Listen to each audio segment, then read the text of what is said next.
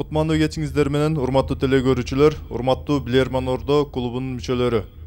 Бүгүн Билерман Ордо интеллектуалдык оюнунун жазгы серияларынын 3-чү турун тартуулоо алдында турабыз. Бүгүнкү оюнда телекөрүүчүлөргө каршы Семетей Амиралиев жетектеген команда ойногону келген. Анда эмесе мен бүгүнкү оюнчуларды Ордого кол чабуулар менен чакырууну баштайын. Нуристан Марат уулу.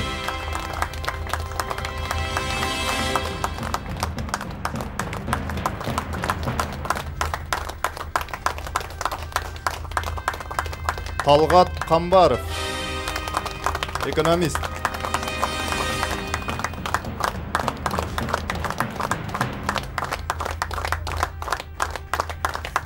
Нурмухаммед Абылов, медициналык факультеттин студенти.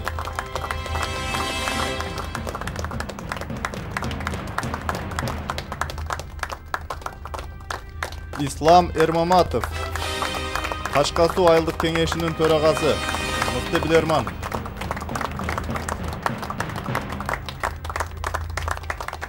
Мелис Музулманов, номер 52-чи Кыргыз-Түрк мектеп лицейинин директору. Жана ошондой эле команда капитаны Семетей Амиралиев, филология илимдеринин кандидаты, доцент.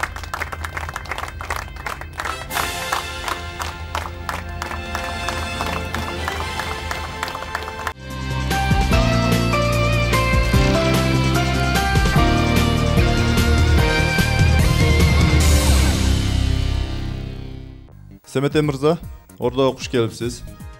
Өзүңүз билесиз, биздин оюн негизи форматы суроо жооптордон турат эмеспи? Ошондуктан сизге алгачкы эле суроо болсун. Бүгүнкү оюнга кандай даярдыкта келиңиздер? Команданын маанайы кандай? Саламатсыздарбы, урматтуу Ордо, урматтуу телекөрүүчүлөр, урматтуу алып баруучу. Бүгүнкү оюнга биз адаттагыдай эле интеллектуалдык жактан да, психологиялык жактан да, идеологиялык жактан да мыкты даярдыкта келдик деп айта алабыз. Маанайыбыз жакшы, буюрса оюнга даярбыз. Командага ийгилик каалайбыз. Анда эмесе биз оюнга келген суроолорду коюуну баштайбыз.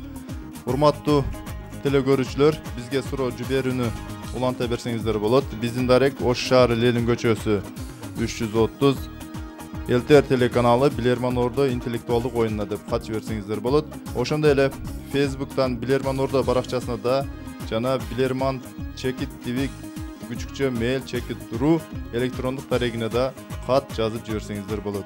Ал эми бизде 3w.chekit.ltr-tv chekit сайт аркылуу да онлайн түрүндө көрсөңүздөр болот.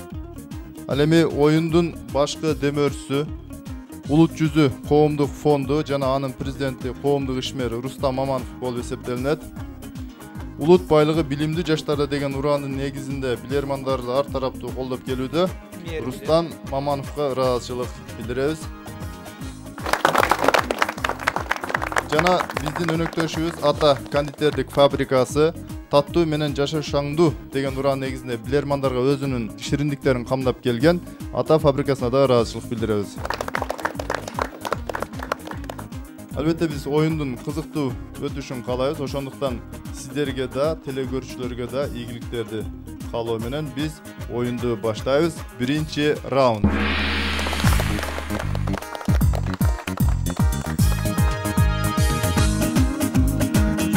Семетей мырза, эскертип өтөйүн. Биз сиздерге 1 мүнөт бонус жана ошондой эле Ордодон жардам алуу мүмкүнчүлүгүн беребиз. Каалаган учуруңуздарда алып пайдалансаңыздар болот. Биринчи раундда сиздерге каршы Өзгөн районунун тургуну Аскарбек Токоев суроо жиберген. Суроосунун байгеси 1000 сом. Мен суроону окуйм. Джон Стоу 16-кылымда Лондондо жашаган. Джон Стоу өмүрүнүн аягына чейин Англиянын хронологиясын түзүү боюнча иш алып барган. Өмүрүн ушул ишке арнаган экен. Анын бул эмгеги үчүн күмбөзүнө эстелиги да орнотулган. Экранга көңүл бурсаңыздар, мен Джон Стоунун эстелигин көрсөтөм. Семетей мырза, эстеликти көрдүңүз, Ооба. Ушул эстеликте жалпы көрүнүшүндөгү бир ажырагыс бөлүгү алынган. Мындайча айтканда жок бул жерде. Ал нерсени жыл сайын алмаштырып турушат экен. Урматтуу билермандар, сүрөткө жакшылап назар салыңыздар дагы, 1 мүнөттөн кийин мага жообун таап бериңиздер. Бул эстеликте эмне алынган? Башкача айтканда, жыл сайын эмнеси алмаштырылып турат? Убакыт кетти. Хронологиянын түсү саат багат койгон эмес бекен? Календар дейсиз. Календар алмашуу да мүмкүнбү? Эстеликтин өзүн карасаңыз. Ону жанындагы эмне календар бул жанында наркы чекедей. Ошол жакта бир 4 бурчтук турат. 4 бурчтук эмне ошол? ошол жерге бир нерсе салабы дейм да. Мынаны да ойлош керек экен. Мына факел эмеспи, мына чекеде факел эмеспи? Факел койсо не шамды алмаштырып коюшу мүмкүнбү? Жок, Күйүп турабы? ушул 4 бурчтукка бул календар коюп койбойбу ушул жерге ар дайым күндү айырып турбайбы эмес? Ошону айтып Календар, Саат календар ошого окшогон эле бир нерсе да. О, дейм хронологияны түзүп атпайбы? убакытты билдирген бир нерсе коюш керек да. Хронологияны изилдесе календар болушу мүмкүн. Мына жерге хронология календар көрүп алып коюш. Жылда календарга жыл өзгөрүп Ооба, атат. жыл өзгөрүп атат. Куралдык нерсе болуп турган болсо. бир жеринде турат, каеринде? Жок, жок, мына жерде турат го мына. Ал календар Жок, балким ошол жерде календар турушу мүмкүн. Ошолда календар, жок, календар турушу тура турган нерсе болушу. Ону астында жаза турган дептери жокпу? Дептердин астында. Семете мырза убакыт аяктады. Колунун астында бир нерсе. Колунун астында бир. Ким жооп берет? Урматтуу алып баруучу, суроо оор болду. Ошондой болсо дагы өзүм жооп берүүгө аракет кылайын. Айтыңыз. Джон столдун столдун эстелигиде жыл сайын календар алмашылып турушу мүмкүн. Анткени жыл бүтөт, жаңы календарда кеп коюштары ыктымал. Анткени бул Англиянын хронологиясын түзүү менен алектенген экен. Мен жоопту кабыл алдым. Негизи айтсаңыз, сиз айткан календар кайсыл жерге коюшу мүмкүн? Нар жакта бир кутуча тургандай, ошого салынат окшойт. Колунун астына коюш жазып аткан жеринечи. Ушул хронолог деген маанидечи. Мен туура жоопту айтайын. Албетте хронологияны түзгөн адам деп суроо берилди. Хронология десе сиздердин оюңуздар биринчи эле календарга кетти. Бирок бул адамдын эстелигинде календар эмес. Мен жооптун көрсөттүм. Хронологияны түзгөн адам албетте аны биринчи жазыш керек. Жазыш үчүн ал учурда перо колдонушкан. Жооп перо болчу. Адаштыңыздар.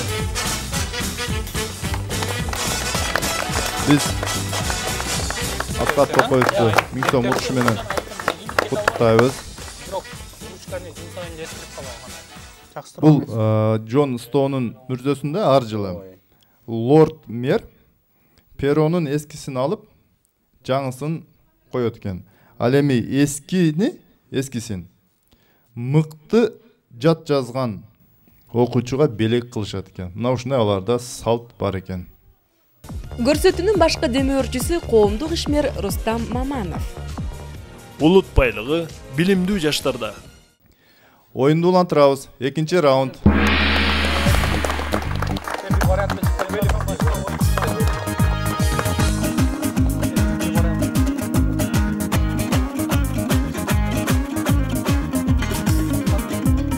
Урматтуу теле көрүүчүлөр, бүгүн биздин оюнубузга Атайын Алабука районунун номер 27 Мырзахмат Сарыбаев орто мектебинин окуучулары конокко келишкен. Ушул окуучуларга бир кол чаап койсоңуздар. Атайын ушул ордону көргөнү келиштир. Экинчи раундда Ош шаарынын тургуну Мерияна Бердибаева. Суроосунун байгеси 1100 сом. Семете мырза. Вотан. Детективке кандайсыз сиз? Кызгасызбы? Детектив. Ооба, кызыгам. Экинчи суроо мына ушул детективдик жактан ой жүгүртүү үчүн берилген суроо экен. Мен суроону окуйм. Bir үйдө аялы менен күйөөсү жашайт. Ал үйдө күйөөсүнүн бир жашыруун бөлмөсү болот жана аялына ал жакка кирүүгө такыр болбой турганын айтып, күйөөсү тыюу салып коет. Жумушка кетерде дайыма эшигин кулпулап жаап, ачкычты аялы көргөн жана билген жерге эле салып коет. Арадан 10 жыл өтсө да аялы ал бөлмөгө кирүүгө батын албайт. Себеби күйөөсү ал жака кирүүгө тыюу салып койгон. Күндөрдүн биринде күйөөсү иш сапарга жөнөп кетет экен.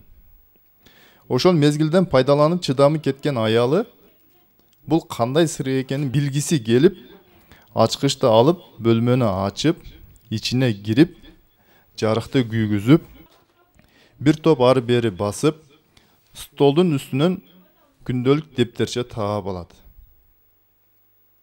Аңча эле эшиктен дабыш угулуп, аялы дароо баарын жай-жайына коюп, жарыкты өчүрүп, эшигин кулпулап, ачкычты өз ордуна коюп, кандай турса ошондой баарын жайына коет. Күйөөсү бир буюмун унутуп, кайра келген болот. Жана өзүнүн сырдуу бөлмөсүнө кирип кетет. Бир аздан кийин чыгып туруп, бөлмөгө эмне үчүн киргенин сурайт. Түшүнүктүү болду, урматтуу билермандар. Ошонча жылдан бери бул бөлмөгө кирбеген аялын бүгүн кирип калганын кантип билип алган. Убакыт кетти. Лампочка ысып калган. Лампочка ысып калган. Токтото берели. Мен да ошого келдим. Урматтуу алып баруучу, бизде жооп мөөнөтүнөн мурда даяр. Айтсак болот. Бул суроого Нуристан мырза жооп берүүгө аракет кылат. Урматтуу алып баруучу, бизде тууралуу катуу билбейм, бирок ушул сыяктуу маалымат бар болчу. Бул ал айтып атпайбы, бул жерде суроодо айтылып кетти. Ал жарыкты күйгүзгөн деп. Ал эми күйөөсү жарыкты күйгүзгөндө биле сөзсүз түрдө лампочка ысыйт. Ал лампочканын ысыгынан бири болгон, анын үйгө кирип алган. Лампочканын ысыгынан билип алган аялынын анын бөлмөсүнө киргендигин. Туура эле. Туура эле. Андан башка Мен жоопту кабыл алдым. Кантип билген болушу мүмкүн? Лампочка ысып калган. Ал жарыкты күйгүзүп атпайбы? Жарыкты күйгүзгөндө сөзсүз түрдө лампочка ысыйт. Лампочка ысыйт, андан кийин кармап көргөндесизби ошол лампочканы? Кармап көргөн болчу. Мен анда туура жоопту окуйм. Чындыгында күйөөсү кирип эле лампочканы кармап көргөн. Кармап көрсө лампочка ысык. Жоңуздар тура. Эсеп 1-1. Эсеп 1-1. Команда теңдешти. Биз оюнду улантырабыз. 3-чү раунд.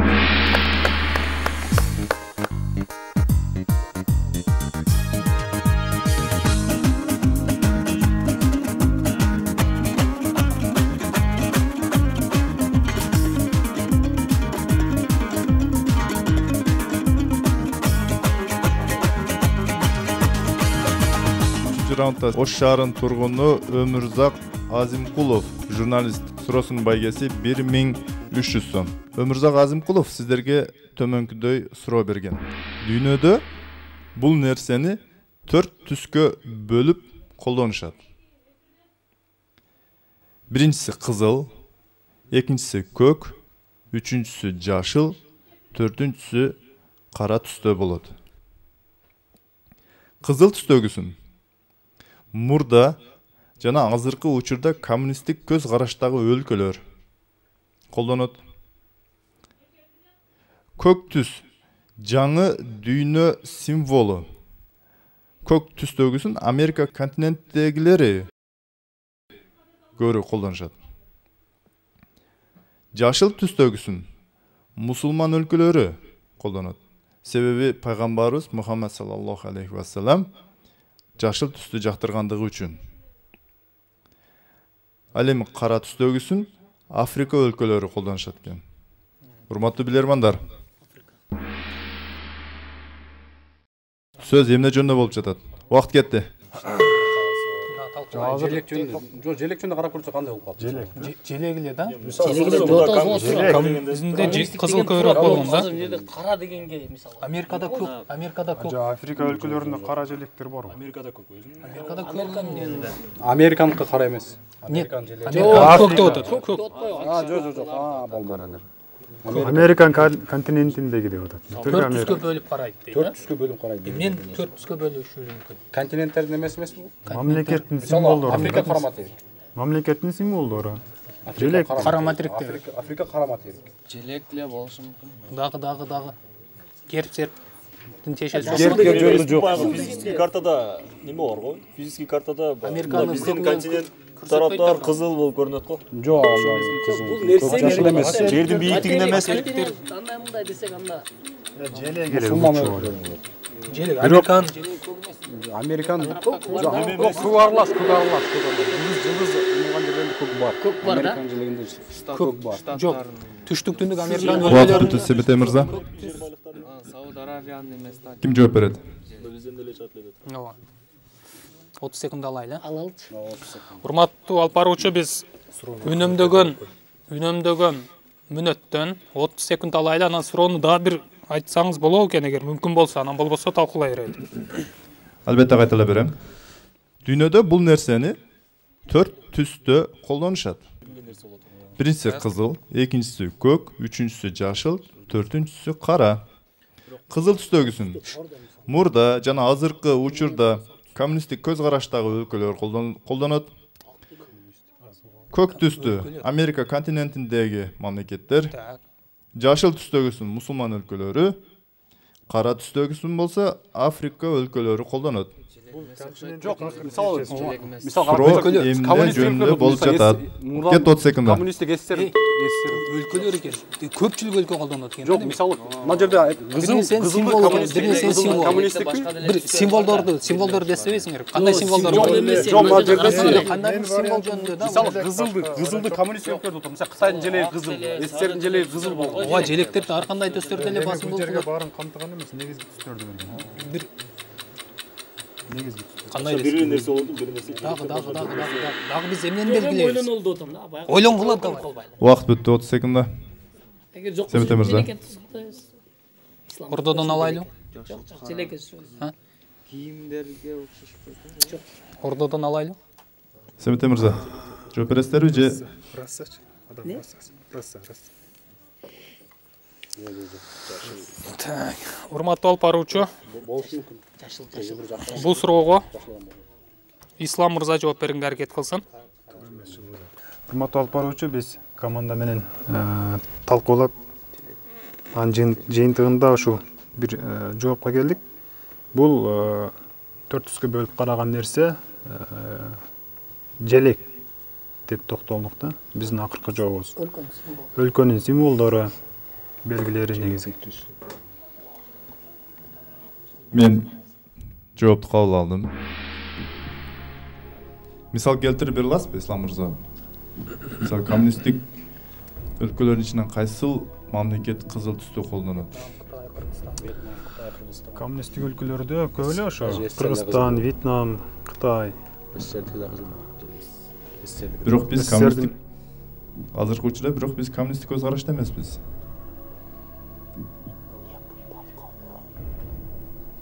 Бул негизинен ошол дагы көп тараптан жооп болуш мүмкүн, бирок биздин акыркы вариантыбыз жогорудагыдай желекке токтолуп атабыз, мамлекеттик символдор.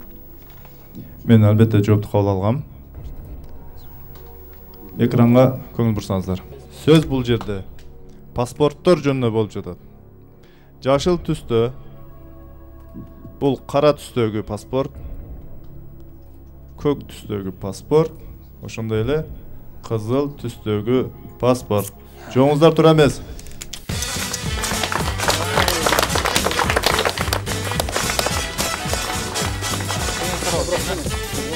Мисалы, мына картага көңүл бурсаңыздар, бул жерде кайсыл өлкө кандай паспортту колдонот? Карта иретинде да чыгарып коюшкан. Биз Өмүрзак Азимкуловду утушу менен куттуктайбыз. 2-1. Телекөрүүчүлөрдүн пайдасына. Лакомка, дамду, лакомка. Вафлини дайыма жаныбызга ала алабыз. Лакомка. Рулетти биз аны жакшы көрөбүз. Пирожный өзүндө эрийт. Лакомка. Балалыктын даамы. Oyunu ulantırabız. 4-cü rauнд.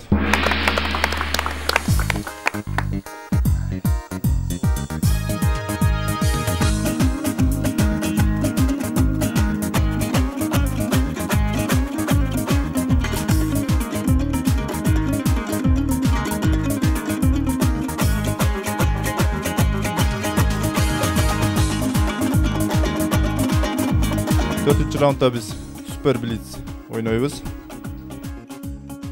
Super Blitz'te bugün sizlerge karşı Aysulu Toktosунова, Canibek Mahmadaliyev, жана ошондой эле Дамир Шерматов суроо берет. Мен Дамир Шерматовдун суроосунан баштайм. Урматтуу билермандар. Улуу Британия ашыкча май кошулган тамак аштарды жасап саткандарга кошумча салык салышат экен. Суроо, урматтуу билермандар. Эмне үчүн ашыкча май кошулган тамак аштарды жасап саткандарга кошумча салык алышат? Убакыт кетти. Арчыш үчүн. Анан аны ыргытат. Тура мусор болот. Медициналык тарабынан алган эмеспи? Боорго зыян болот. Семиздер көбүмүз да. Аркаш проблема эмес. Айлык болсун. Бул жерде логика да болчу. Эгер май литромсонда түзбөй болуп атат. Салык болсо Мусорду көп чыгарышым. семиргенге кирбейт. Убакыт аяктады. Семет Эмирзак ким жооп берет? Жүз арчы, кол арчы. Урматтуу алып баруучу, бул суроого Нурмухаммед мырза жооп берет.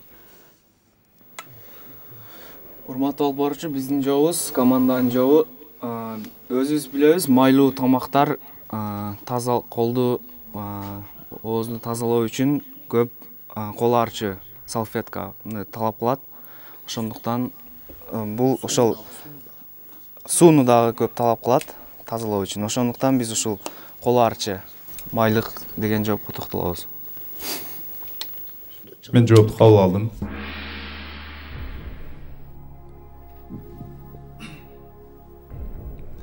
Эгерде европалыктардын, башкача айтканда Британиядагы жашаган элдердин тамактануусун элестете турган болсок, алар майлуу тамак жеген чакта дагы жөнөкөй тамак жеген чакта деле мен ойлойм кол арчыларды сууну бирдей эле колдонушат. Мен туура жоопту окуйм.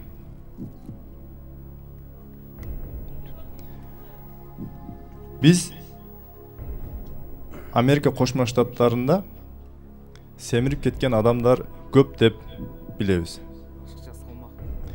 Бирок тескерисинче, семирип кеткен адамдардын саны боюнча Англия биринчи орунда турат экен. Бул көрсөткүчтү төмөндөтүү максатында ушундай кадамга барышат. Элдердин ден соолугун ойлоп, мына ушундай амал тутушкан экен.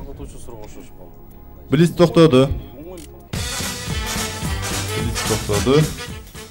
Биз Дамир Шерматовдун утушу менен куттуктайбыз.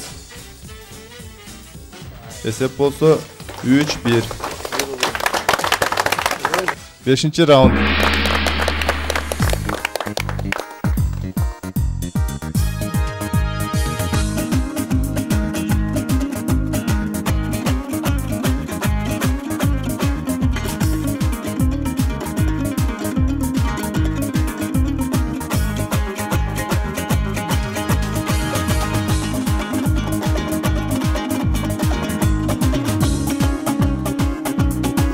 Бешинчи раундда сіздерге каршы Бишкек шаарынын тургуну Назима Дубашева суроо берет. Суроосунун байгеси 1500 сом. Назима Дубашева сіздерге сүрөт суроо берген. Мен суроону окуйм. Батыш өлкөлөрүндөгү айрым бир соода борборлорунда ушундай 3D форматында чегилген сүрөтү бар бөлмөлөрдү кездештирүүгө болот дейт. Назима Дубашева силерден сурап жатат. Бул бөлмөлөр же болсо бул сүрөттөгү көрүнүштүн мааниси эмне? Байкап турганыңыздардай биз кара түс менен негизги нерсесин жашырып койгонбуз. Бирок ошентсе дагы сиздерге суроо. Бул кандай максатты көздөйт? Убакыт кетти. Жок, эрге жаш сүрөтчүлөр мына жерге жакпайбы? Сүрөттү жакшыраак карасаңдар, көрдүн ичинде жаткандай болот. Онун аркы бирөө китеп окуп атат эми бай. Китеп окуп атат. Берки уже сен өлдүң деген максатта убакытты туура колдоном дегендей эле эмеспи? Дагы Эми өлдүң мына. Жок, кайсы жерге коюлган солда да Бул кайсы жерде Арканда стол борборлор дейт. Не максатта дейт да. Эмне максатта коюлушу мүмкүн? Өлүм бар деген эле максатта эмеспи? Өлүмдү эскертип туруу эле максатты дейт да. Ошо окутпай ошо батышта. Бизде да ошол немелер реклама берип жүрөбүз. Акыретти эстетип жүрүш эле максатты дейт. Берки жолукса кара жолук. Жок, көлөк үстүндө түптүз эле турат, эч нерсе жок, кийимге окшош эле турат. Эмне болушу мүмкүн астында? Групп демесең эч нерсе жок. Групп жок. Эми өзү группта тургандай элестетип турат да, потолокто карагандачы асманда. Каранын ордунда башка бир сүрөт бар. Той салондору. Дагы. Эмне үчүн той салондору? Той салондору нике окуу. Кайсы тамчып кетет? Бул сүрөт ал.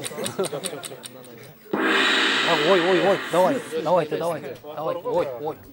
Убакыт аяктады, Семете мырза. Сүрөтүбүз бар болуш керек. Урматтуу алып баруучу. Бизде 30 секунд мүнөт жана үнөмдөгөн убакыттан алабыз. 1 мүнөт үнөмдөгөн элек, анын 30 секундасын алдык, эми 30-ун алайлы. Анан мына сүрөттөр соода борборлорунда, дүкөндөрдө коюлабы же үйлөрдө эле коюлганбы? Ошону бир аз тактап алсак кандай болот? Же Негизи коомдук жайларга коюлган. Дүкөн. Негизи коомдук жай деп элестеткиле. Суроо кайсыл жерде тургандыгында эмес. Эмне максатта коюлгандыгында болуп жатат. Кет 30 секунда. таза мусор болсо эми дагы коомдук жайларда эмне болушу мүмкүн? Эми ошончо адам карап турат, мусор таштаба деген маани болушу мүмкүнбү? Мусор таштаба деп бир нерсени мурдабак коомдук. Адептүүлүккө. Неме камера эмеспи? Жашыруун камера. Ошол жерде Камера карап турат деген сүрөт эмес, сүрөт. ошончо адам сени жашыруун камеранын ошончо адам ошондо жалпы жонунан келгенде адеп да мусор таштаба, башка кылба дегенге токтолтабыз. Анан жашыруун камераны коюш керек ошо. Камера Баары көрүп турат. Же Алла Таала көрүп турат, сен башка адам көрбөсөң. жок, сен ошончо менен ошончо адам сени Семет мырза. деген маанинде. Ошо мелис ситуация. Мелис жооп берсин да. Тарбиялык маанинде сүрөт. Семете мырза ким жооп берет? Урматтуу алып баруучу, бул суроого Мелис мырза жооп бергенге аракет кылат. Урматтуу алып баруучу, бизде бир топ убакыт алган суроо болду биринчиден. Анан мен таң калганым мына жашырылган жер таң калтырып атат. Ошон үчүн биз жалпы жонунан бул тарбиялык багытка чакырган, ошол тарбиялык максатта коюлган сүрөттөр деп ойлодук. Мисалы, билебиз да адамдар чыгындыларды ташташы мүмкүн. Ошол эле мезгилде тартип бузуулар болушу мүмкүн. Ошончо адам карап турат деген мааниде бүгүнкү тил менен айтканда камеранын ролун аткаруу менен тарбиялоо багытындагы сүрөттөр болсо керек деп чечимге келдик биз. Анткени түрдүү багыттагы адамдар карап турат да, мына ошону карап турат деген максатта дегендей да. Мен жоопту кабыл алдым. Албетте тарбиялык мааниси бар бул сүрөттө. Максаты дагы ошондой. Сиздер айтып жатасыздар, кара түстөгү жашырылган нерсе бизди ойлондуруп жатат да. Эгерде мен кара түстү алып койсом, суроо берүүнүн деле кажети жок. Себеби жооптун өзү чыгып калат.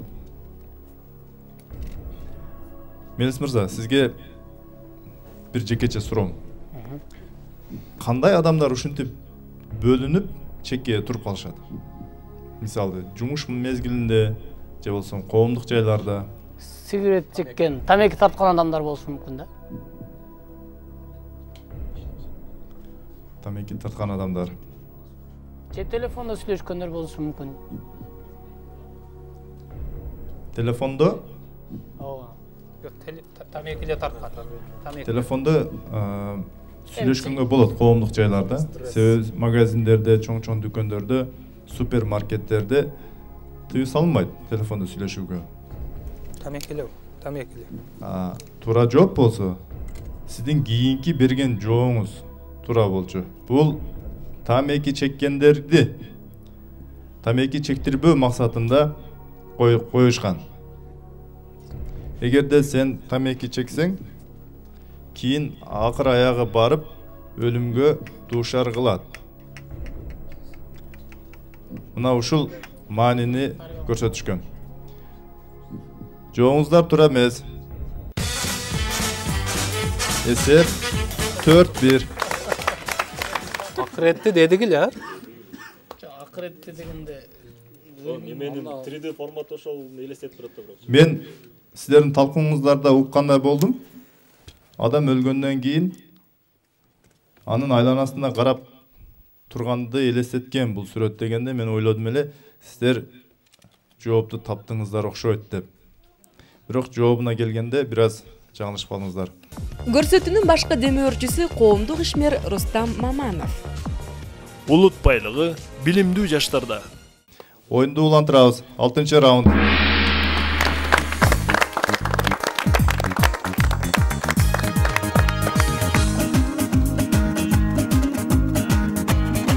Раундда биз учурдан пайдаланып бүгүнкү оюнда ойноп жаткан командаларды бир сыйра тааныштырып өтсөк. Нурмухаммед Абылов, Мелис Музулманов, Семетей Амиралиев, Ислам Эрмаматов, Нуристан Маратуулу, Талгат Камбаров. 6-чы раундда сиздерге каршы Баткен облусунун тургуну Карим Абдраимов суроо берет. Суроосунун байгеси 1600 сом. Урматтуу ордо, тосуп алыңыздар, ордого шириндик чыгарылат.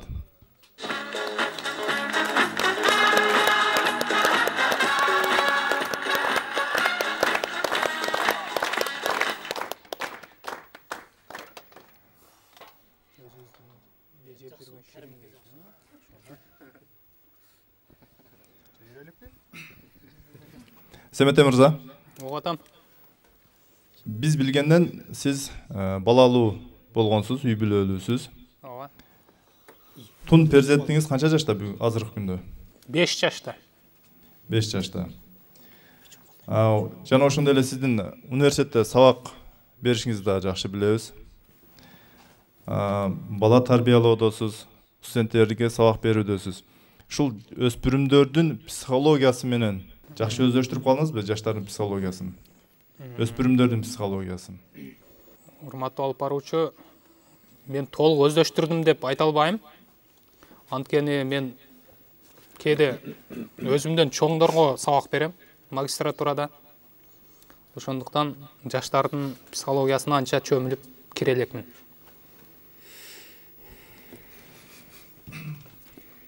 Суроо мына ушул жаш өспүрүмдөрдүн психологиясы жөнүндө. Ордого азыр шириндик чыгарылды. Бул Ата кондитердик фабрикасынын шириндиктери. Ооз десеңиз болот. Команда Семете мырза, Ислам мырза.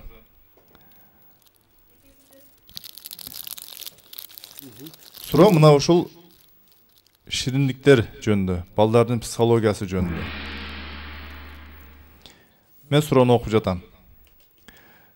Шаардын ортосунда жанаша жайгашкан 2 дүкөн бар. Бул 2 дүкөндүн тең ичинде кондитердик таттуулар, балмуздактар, суусундуктар жана ар түрдүү кийим кечелер, сапатты, баалары, фирмалары баары окшош болгону 2 дүкөндө сатылат. Биринчи дүкөндө сатуучулар балдар, экинчи дүкөндө сатуучулар кыздар. Бул 2 дүкөндөн тең шаардын тургундары бир деле соода кылышат. Бирок жаш балдар кыздар соода кылган, кыздар сатуучулук кылган дүкөнгө көбүрөөк киришкен экен. Себеби суроодо айтып өттүм, өспүрүмдөрдүн психологиясына байланыштуу. Урматтуу билермандар, суроо. Эмне үчүн жаш өспүрүмдөр, балдар, окуучулар кыздар соода кылган дүкөндөн көбүрөөк таттууларды, шириндиктерди алышкан? Убакыт кетти. Дагы. Бирок кыздарды утпайбы? Кыздарга байланыштуу да бул. Ошо жаш өспүрүмдөрдү эне тарбиялайт үйдө. Кыздар өп коюшу мүмкүн. Ооба, тура эле. Логикалык жактан караганда магазин Тура эле. Балдар орой тийиши мүмкүн. Эмелерде бийигирээк, кала эме жаш балдар ачуу сөйлөшү мүмкүн. Кыздар Жок, бул жерде психология байланыштуу болуп тура эле. Аялдар көбүрөөк убакыт бөлөт да өзү. Эркек эме. Азыр мына теңиз дегенде аларда да мындай бир нерсени бекер берген эмеспи? О теңинде кыздар бекер бериши мүмкүн. Кошумча берип, бирден Бул кантты. жерде көбүрөөк психология дегенде Же кыздардын сулуулугуна апасынан жаш балдар Жаш балдар болуп атпайбы? Жаш балдар сулуулукка деле көп көңүл бурбайт аларчы мисалы. жаш бала кичинекейинин апасынан конфет алганбыз да бардык эле. Ооба. Атабыз конфет ыйласа конфет кем берген. Ошол сатуучунун балага болгон Сылык болгон мээрими, сылык мамилеси дагы. Дагы мындай логика табалы да. Бирок өспүрүм дегенде товарлар ошо ылдыйракта турган дейм да, берки дүкөндөчү, берки эми кээ биркисинде бийик турат го, жаш балдар жетпейт. Беркиде жаш балдар өзүнө алса керек дейм. Жайгашкандан көз каранды болбосо керек, сатуучудан көз каранды. Эркек менен кыздардын, балдар менен кыздардын ортосундагы айырманы табышка туура келип да. Балдар шириндикти эмне жакшы сата албайбы кандай? Сүйлөп койгон Эркек дегенде кишиге караганда Убакыт аякталды, Семете мырза. Дагы. Да, мүнөтүбүз бар беле? Жок. Семете мырза. Мүнөтүбүз бар. Мөөнөт бар, 1 мүнөт. Бирок урматтуу алып баруучу, бизден алгылыктуу жооп чыкпады. Жооптор, варианттар бар, бирок ишенбей турабыз өзүбүзгө. Ошон үчүн биз ордого жардам сурап кайрылсак деп турабыз. Урматтуу ордо, сиздерде 20 секундда убакыт бар. Командага жардам берсеңиздер. Убакыт кетти. Аялдар эми назик сүйлөйт, бул бир эркелетип, жанагы мактап. Катыраак сүйлөгүлө. Дагы. Эмне? Мына болот,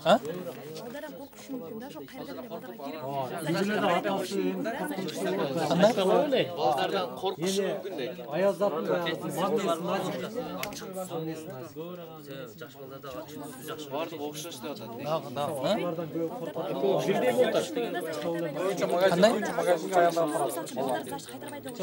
Бул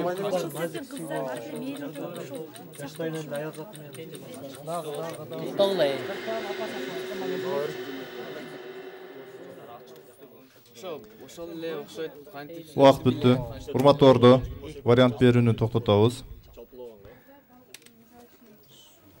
Семете мырза, ким жооп берет?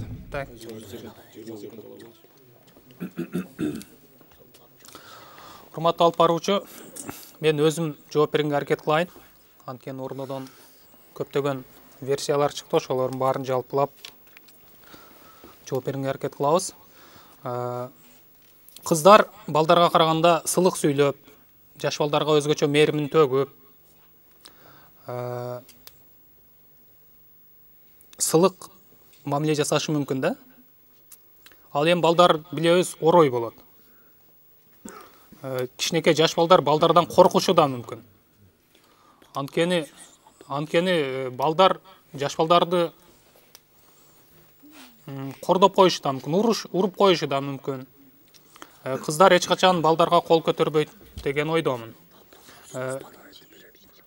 Анан көпчүлүк учурда биз билебиз, мына турмушта аталарыбыз бизге конфет бербейт, көбүрөөк апаларыбыз. Анткени алар айылга барышат, бир мейманкерчиликке барса, бизге апаларыбыз көбүрөөк кант көтөрүп келет да. Чем аталарыбызга караганда апаларыбыз көп конфет алып келет. Шунун баарынын негизинде жаш балдар ошо балдар саткан дүкөнгө эмес, кыздарга кириши мүмкүн деген ойго токтолуп атабыз. Мен жоопту кабыл алдым.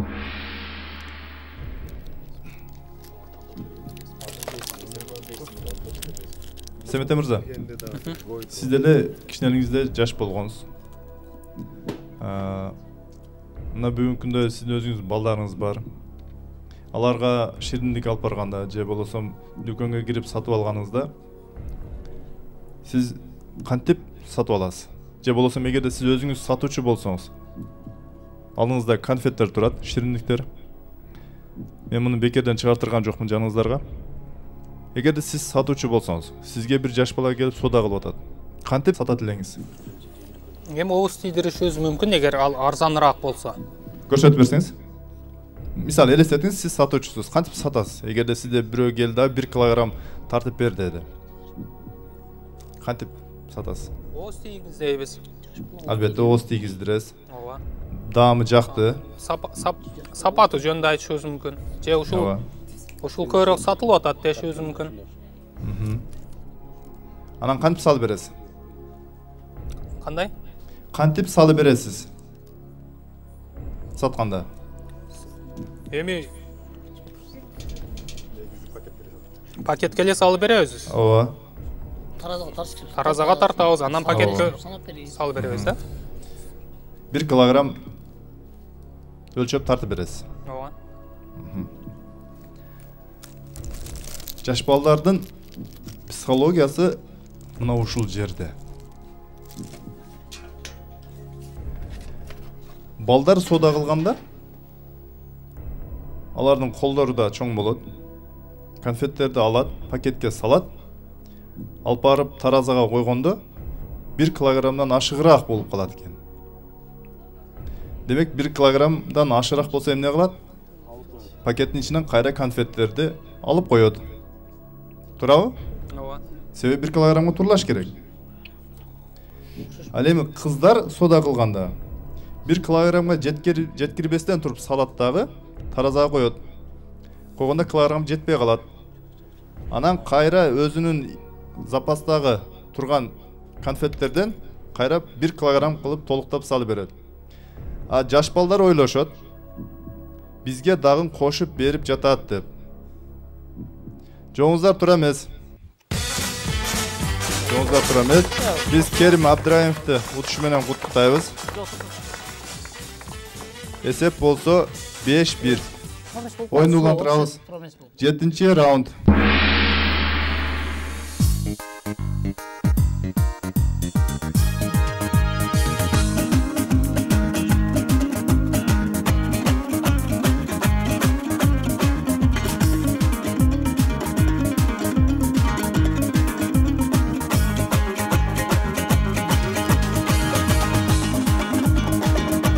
Жетинчи раундда сиздерге каршы Ceyhun Javadov суроо берет. Россия Федерациясы, Астрахан шаары. Урматтуу билермандар, мен сиздерге немец акыны Фридрих Хагедорндун афоризмин окуп берем. Көңүл бургула. Алар айтат: аны кетет деп. Ал айтат: алар кетет деп. Байкаган болсоңуздар, биз жогорудагы афоризмдин 2 сөзүнүн ордуна ал жана алар деген сөздү колдондук.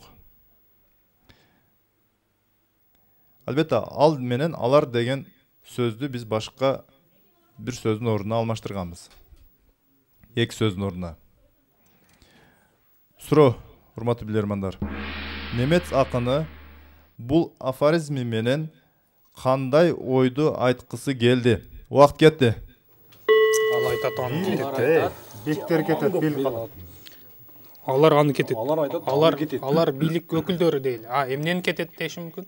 Бийлик өкүлдөрү эмнени кетет? Жок, ого эмес, ого жакындабайт. Просто дагы, мисалы. Логика биринчи вариант. Акыраны байланыстырсаң болот экен бул жерде.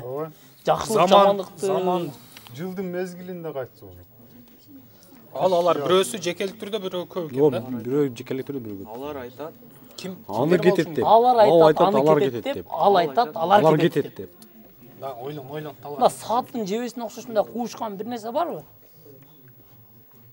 Убакыт. Алар айтат, аны кетет. Кызылды бер кетет, каяка кетет? Экөө тең бири-бирине жеке түрдө көрүнө турган нерсе да. Түн, күн. Алар айтат, аны кетет деп. Ал айтат, аны кетет деп. Дагы. Күн менен жылдызбы? Дагы. Күн менен жылдыз эмеспи? Ай менен жылдыз дейт. Ай менен жылдызбы же? Алар айтат аны кетет деп. Ал айтат алар кетет. Жок. Мындан карасаңыз, алар айтат аны кетет деп. Алар айтат ута жылдыздар айды кетет дейиш мүмкүн. Ал айтат алар кетет. Убакыт бүттү, Семете мырза. Мындай нерсе көп да, таш менен тоон айтсаң болот, кум менен суу, суу менен дарыя, көл менен деңиз. Урматтуу алып баруучу, биз дагы үнөмдөгөн 1 мүнөт бонустан 30 секунд алабыз. Кет 30 секунда. Ойлон.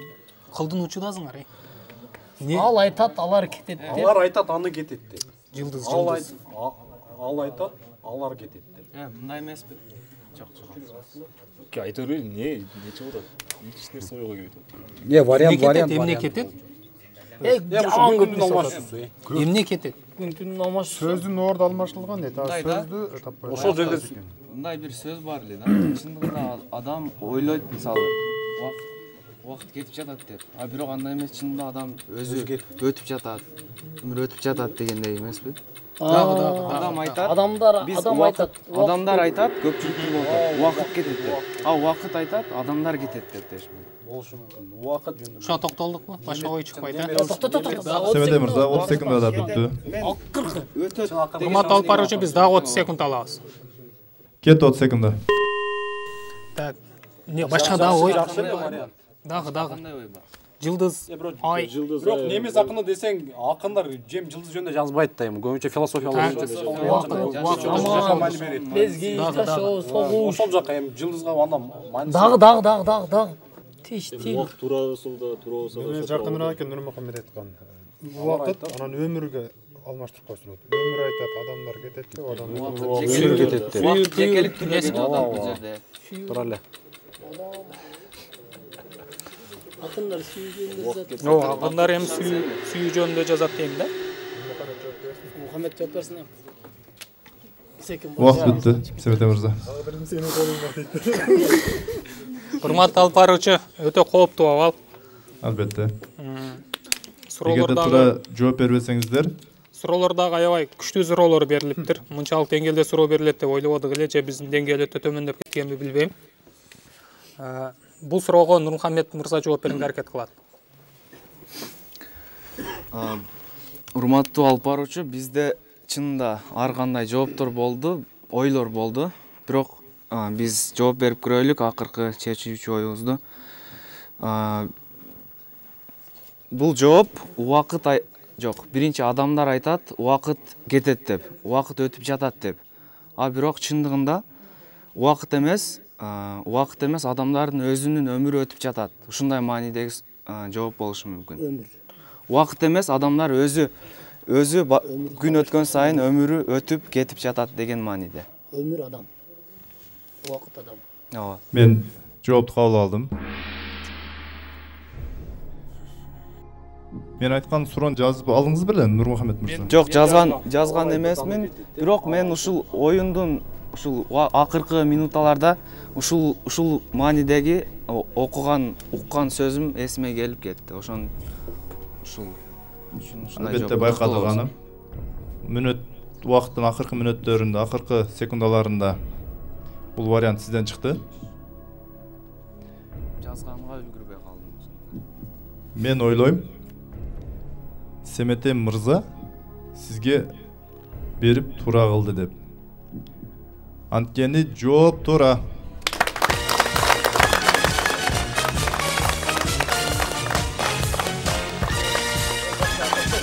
Команда өзүнүн эсебине бир упай кошту.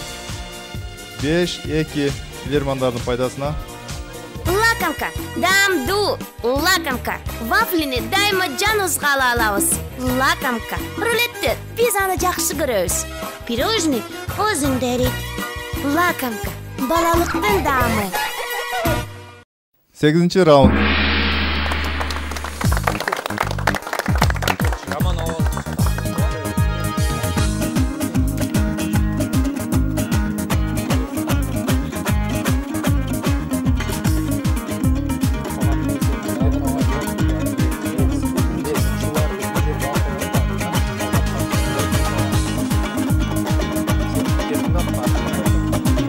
Раундда сіздерге қаршы Ноқат районунун тургуну Жамалидин Мадаминов Суроосунун байгеси 1800 сом.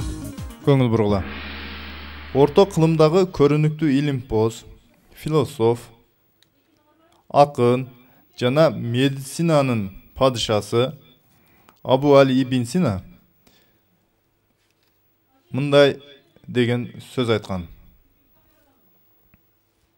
Жакшы хирургда ушул нерселер сөзсүз болушу шарт. Арстандын жүрөгүндө жүрөк, жыландын акылындай акыл, аялдын колундай кол. Суроо, урматтуу билермандар. Эмненин көзүндө көз болушу керек? Убакыт кетти. Жооп даяр. Урматтуу алып баруучу буга жооп даяр. Ким жооп берет? Урматтуу алып баруучу бул угуу эле жүргөн суроо болуп калды. Бүркүттүн көзүндөй көз болуш керек, жакшы мыкты хирургда деген деп айткан. Бүркүттүн көзүндөй курч көзү болушу керек деп айткан Ибн Сина. Мен жоопту кабыл алдым. Негизи ушул айтылган сөзгө сиз ынанасызбы? Ооба. Негизинен бардык эле адистерде ушундай болуш керек деп ойлойм мен. Ошондо гана ал өзүнүн ишини мыкты чебер болот да. Бардык эле кесиптерге тиешелүү деп ойлойм. Албетте. Ибн Сина айткан. Жакшы хирургда ушул нерселер сөзсүз болушу шарт. Арстандын жүрөгүндөй жүрөк, жыландын акылындай акыл, аялдардын колундай кол, анткени ийкемдүү. Жана бүркүттүн көзүндөй көз болушу керек. Жооңуздар туура. Есеп 5-3.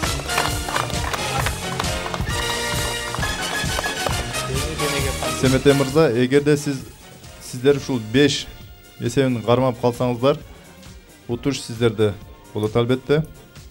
Эгер таппай калсаңыздар, оюнду токтотууга мажбур болобуз. Оюнду улантырабыз. 9-раунд.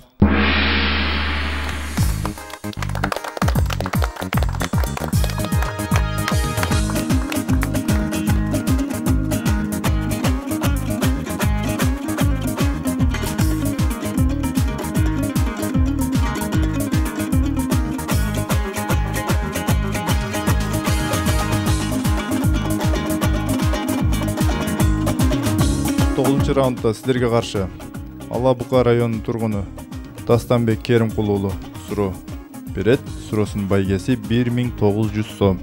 Суроого көңүл бурабыз.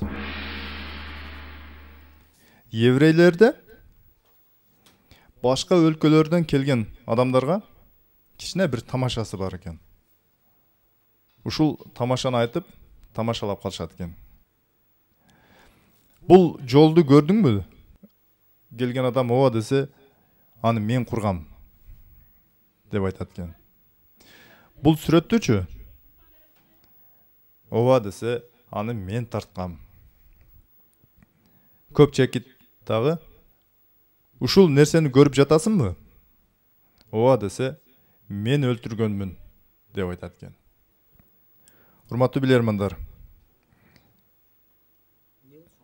эмнени көрүп жатасыңбы деп сурап, ага жооп беретинде мен өлтүргөнмүн деп айтышат.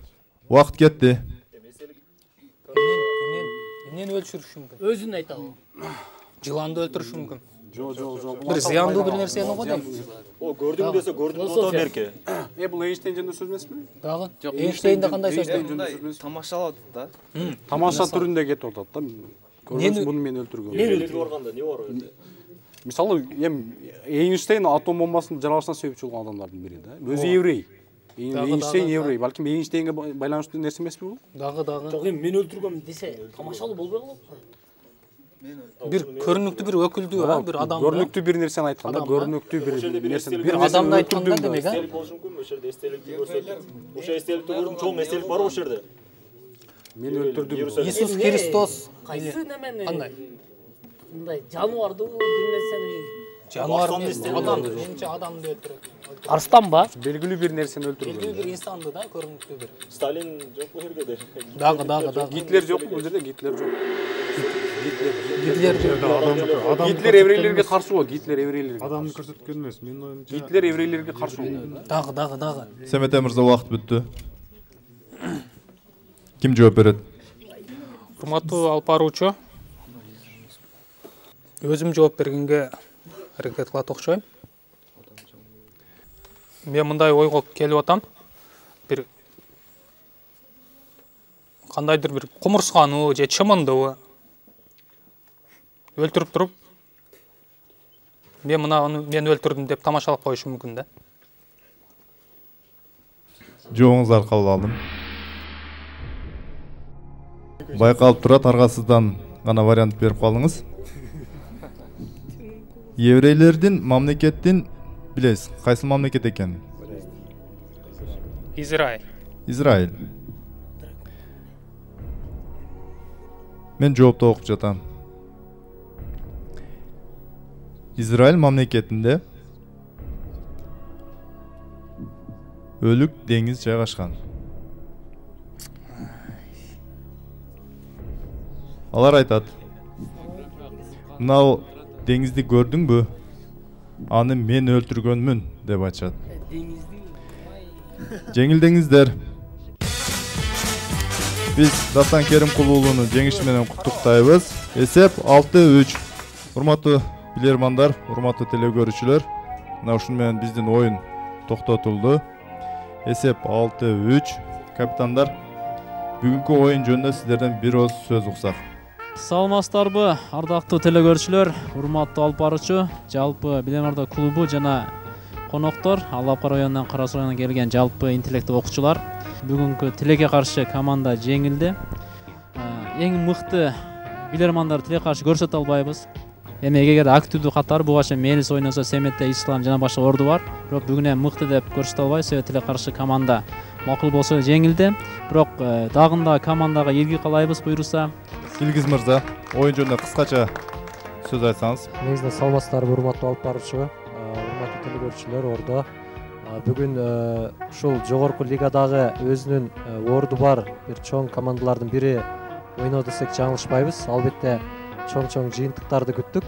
Бирок тилекке каршы бул жерде дагы бир нерсени баса белгилеп айтып кетиш керек. Суроолордун мурунку оюндарга караганда тандалып алынгандыгы, бул жерде суроолордон аябай татаал суроолор тандалыптыр. Негизи команданын деңгээлине жараша. Семете мырза, сиздер бүгүнкү берилген суроолордун ичинен кайсыл суроону мыкты суроо деп таптыңыздар? Бүгүн өтө күчтүү суроолор келиптир, урматтуу алып баруучу. Бириден бири жакшы көрүнүп атат, бирок бириден бири татаал дагы көрүнүп атат. Бүгүнкү оюнда биз Жейхун Жавадов мырзанын суроосун мыкты деп таптык. Семете мырзанын командасы Жейхун Жавадовдун суроосун мыкты суроо деп тапты. Биз Жейхун Жавадовго кошумча демирчилер тарабынан байге ыйгарабыз. Бүгүн сиздерге адаттагыдай эле Ата кондитерлик фабрикасы өзүнүн таттууларын камдап келген болчу. Кабыл алып коюңуздар шириндиктерди.